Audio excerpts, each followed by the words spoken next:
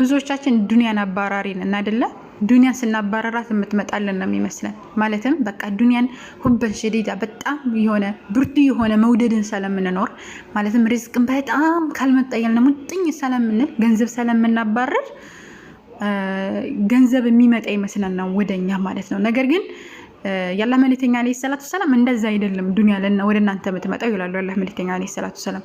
ለው አነ ኢብነ አደም አሉ የአደም ልጅ ቢሆን ሀረበ ሚን ሪዝቂሂ ከሪዝቁ ቢሸሽ አሉ ከአላህ ሱብሓነሁ ወተዓላ ከሚሰጠው ሲሳይ ወይም ከሪዝቁ ቢሸሽ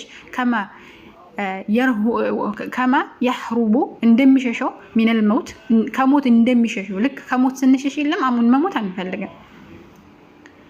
ለአድራከሁ ሪዝቁ ይመጣለት ነበር ከማ ዩድሪኩሁ ልመውት ሞት ፈልጎት እንደሚመጣው ሞት አሁን የትም ቦታ ብንሆን የትም ስፍራ ብንሆን አይቀርልንም አይደለ? አላህ Subhanahu Ta'ala የትኛውም ስፍራ ብትሆን ሞት እዛ ይመጣችኋል ብሎ ሪዝቅም እኛ በሽሸነው ቁጥር አላህ Subhanahu Ta'ala ያመጣልን። ያ ማለት ሰበቡን አታድርሱ ማለት ሳይሆን የሆነ ገንዘብ እያልን ልባችንን ሁሉ ነገራችንን ለዱንያ መስጠት እንደሌለብን እየነገሩን ነው ማለት ነው ያላህ መልእክተኛ አለይሂ ሰላቱ ሰላም። እና ዱንያን በኪሳችን አኺራን በልባችን ነው ማድረግ ያለብን።